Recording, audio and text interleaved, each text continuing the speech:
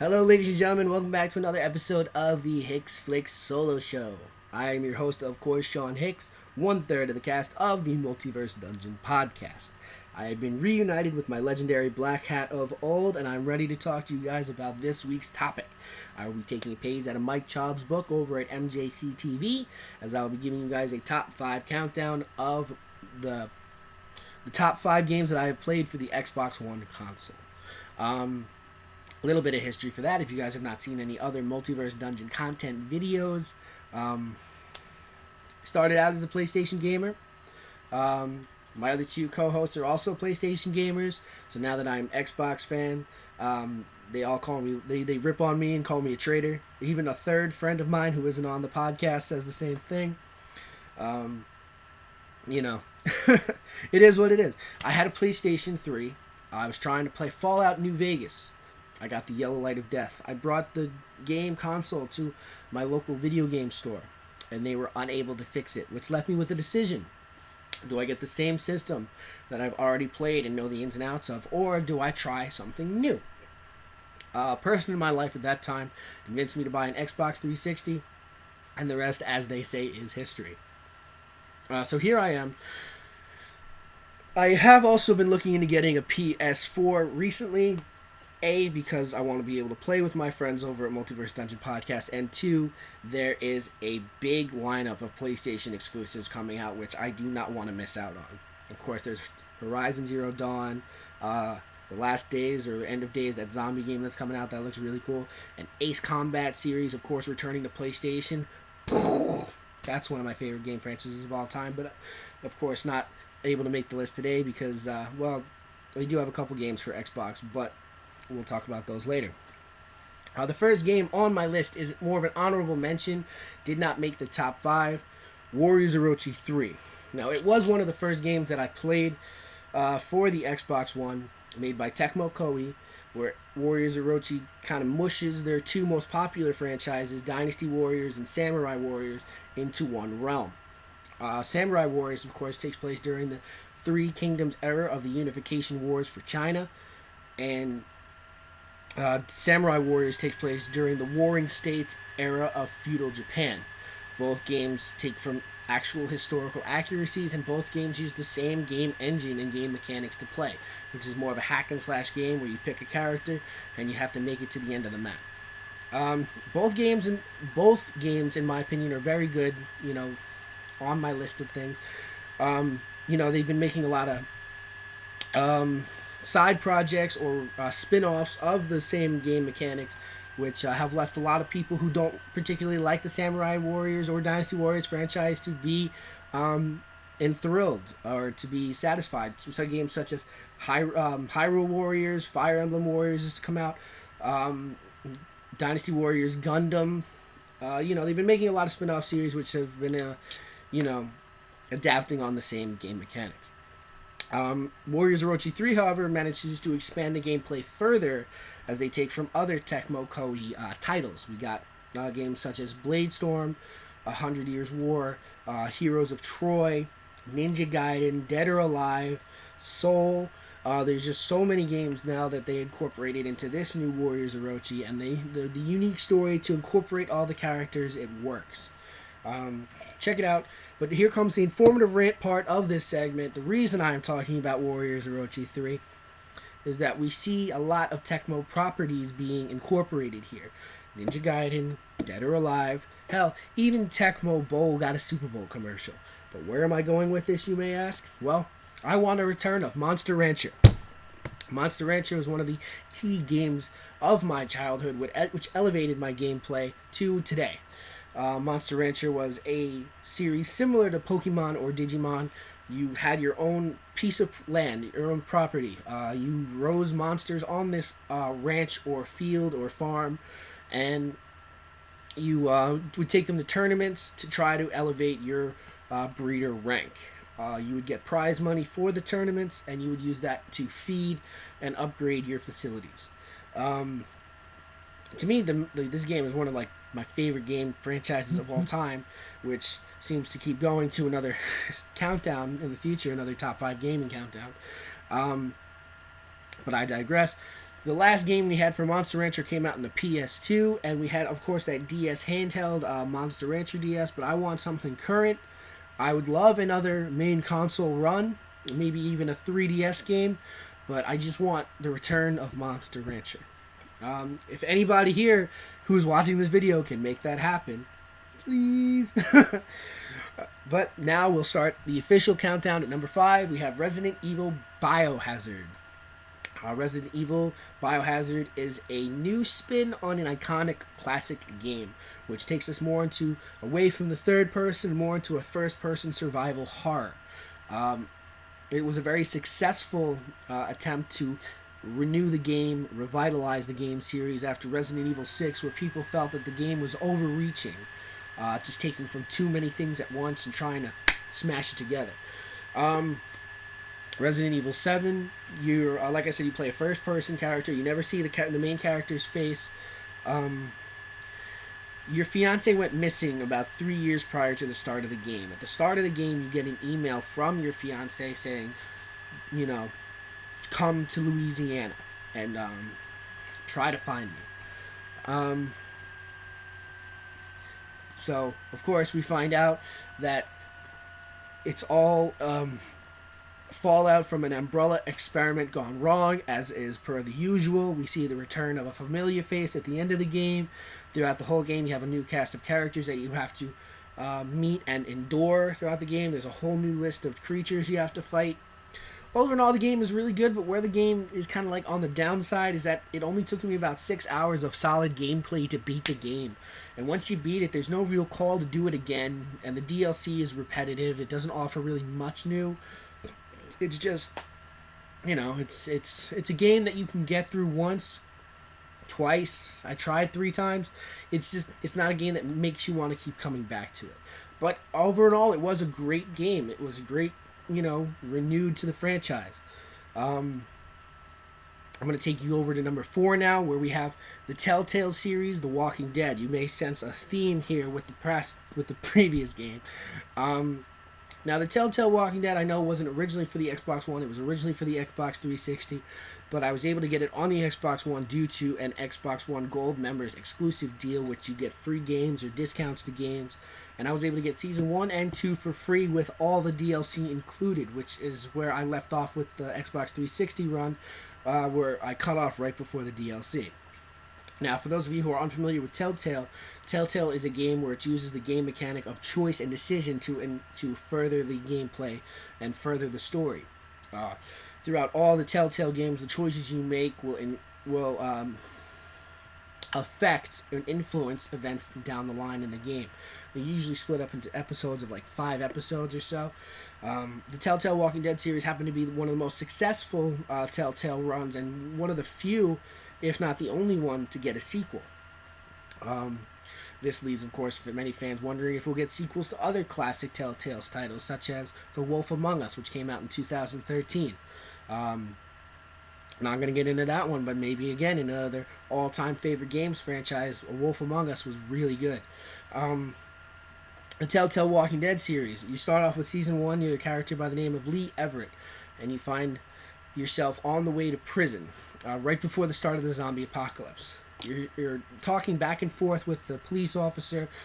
Police officer suspects you might be innocent because the way you're acting. You're not trying to bribe the officer to pull over. You're not trying to whale your way out of it.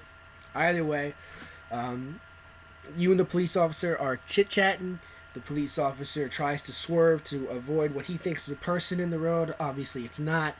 And you bump your head in the car crash, and you wake up presumably a couple hours later.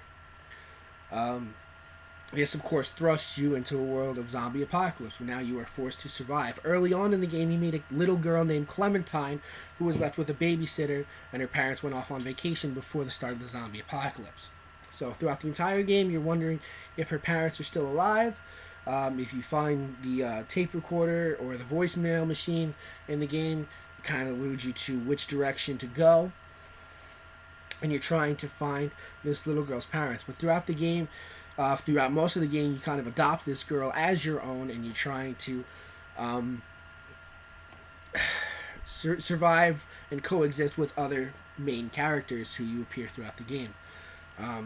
At the end of season 1, unfortunately, spoiler alert if you have not played this game series, Lee Everett gets bitten, and you are forced to try to get Clementine a safe way out of the city in order for her to grow up and survive. Lee Everett makes a heroic decision to tell, depending on the way you play, Lee Everett makes a heroic decision and encourages Clementine to go on, to survive. In Season 2, you now play as Clementine. You start off the game where you meet up with 2 familiar faces from the first season run, and you're trying to, again, survive. You get ambushed, you meet new characters, and you're on your way north to a settlement called Wellington, or depending on how you play, I'm sorry, I'm jumping ahead.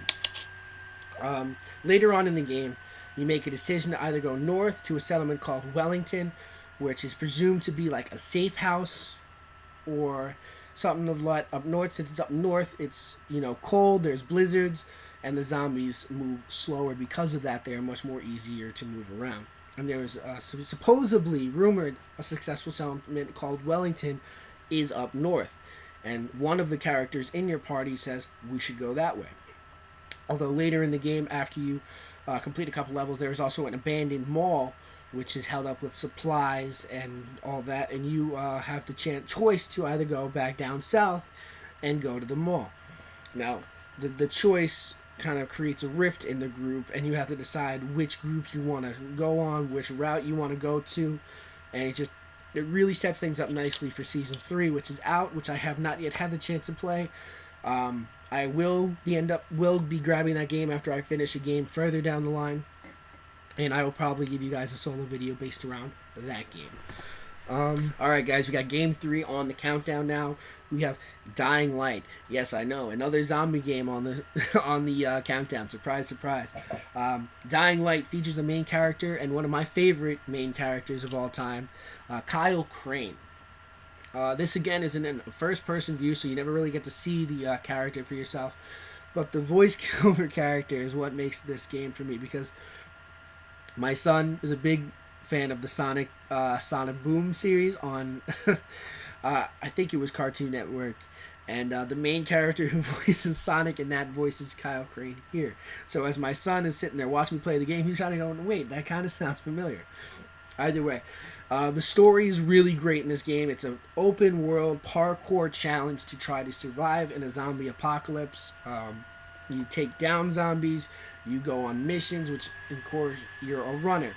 So a lot of the missions incorporate delivering supplies back and forth. Others you have to run to a certain location, survey the area, bring back what you find, and it's all this big storyline. You have to try to find the main boss who used to work for the same company that you do, but a death in his family kind of made him go over the edge, and now he's kind of like the warlord of this whole city, which is called Haran. It's kind of like a Indian / Middle Eastern type of country.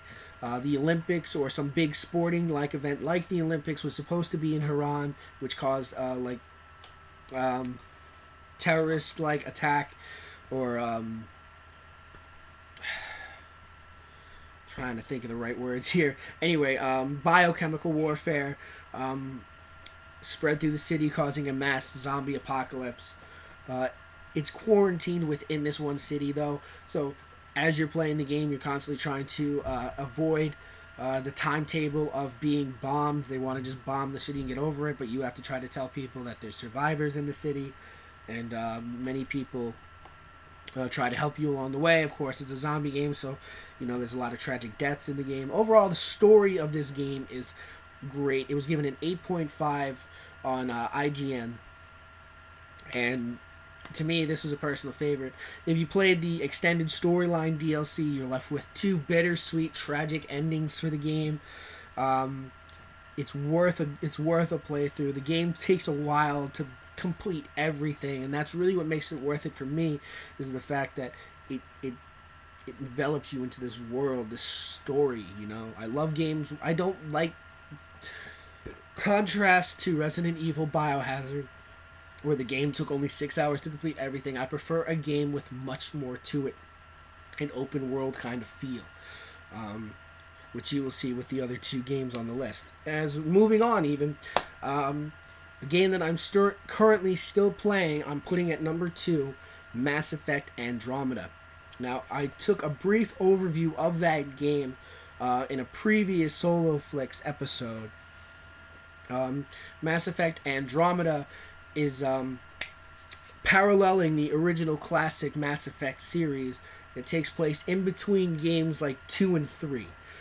You are part of a pioneer force which is sent to explore a new galaxy for humanity and other ally races, alien races, to try to colonize and coexist and just to expand, mostly in parts of trying to increase survival rate from an impending doom, which you see in Mass Effect 2 and 3. The gameplay is awesome. It follows the similar game mechanics to the first 3 Mass Effect games, which left a lot of people saying that the game doesn't offer anything new, but it's the storyline that drives home for me. You meet these new characters. They're great characters. The storyline is excellent.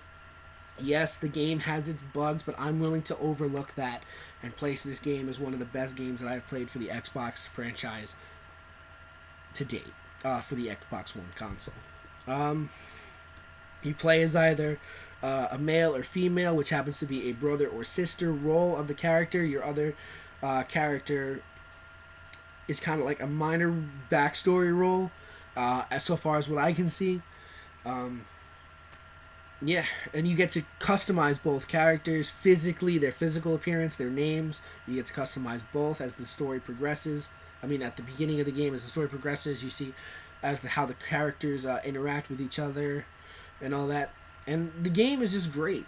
It's another game which is based off choice. A lot of decisions you make in this game will affect the sequel game, which I'm presuming this game is going to end with another trilogy, and then we'll see what they decide to do from there. Overall, like I said, this game this game is slotted at my number 2 spot. Number 1, the game that made me buy Xbox One, the game I got in the bundle, Fallout 4. That is my number 1 game. I bought Fallout 4. I bought the season pass. I bought all the DLC, and as I said earlier, this game has so much to offer. This game takes a lot of people's time to beat this game. Whereas Resident Evil Biohazard was 6 hours of gameplay, this one takes days to complete. Like, literally. You're the lone wanderer.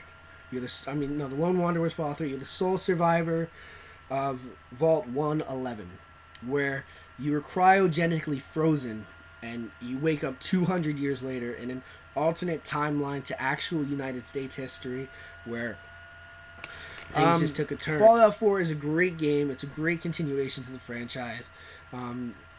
Fallout 3 was the game that got me into the Fallout storyline, but it dates back all the way to Fallout 1, which came out, I believe, in the early 90s, but I didn't get the chance to play it till Fallout 3. It's a faction-based game. A lot of your decisions will line you up with a certain faction in the game to help you complete the main ending of the game. The DLC packs supplement the whole reality, the whole world. It takes place in the Commonwealth, which is more like the Boston, Massachusetts area, and it's a great game. There's so many walkthrough videos on YouTube. There's so many conspiracy theories surrounding characters in the game, and it's one of those worlds that really gets you enveloped in the entirety of the game, and it's one you have to play. You can't not. Yeah, I mean, I think that's it for this week's episode, guys. Thank you for watching. Thank you for staying tuned. Check out other Multiverse Dungeon podcasts. We have MJC TV, as I previously mentioned. We have Sean the Barry Bombers Pokemon playthroughs. I know he's on a bit of a hiccup, a bit of a time time slant. He's trying to fix his problem. He'll be getting videos back up again, which I'm looking forward to because I find them to be hysterical. And of course, we have the Multiverse Dungeon podcast, which incorporates all three of the team members in giving our ideas on our weekly topic. This week, we'll be talking about an event which happened last night, WrestleMania 33. It was a great show, one of the better shows we've had in like recent years, and I cannot wait to talk to you guys about it. We'll be filming tomorrow and uploading on Friday. Have a great night, guys. Thank you for staying tuned. Be sure to check us out on Twitter, Instagram, Facebook, YouTube, all under Multiverse Dungeon Podcast. And I hope to hear from you guys soon. Check out the videos. Like, share, subscribe. Spread us around. You know the deal. Thank you for watching.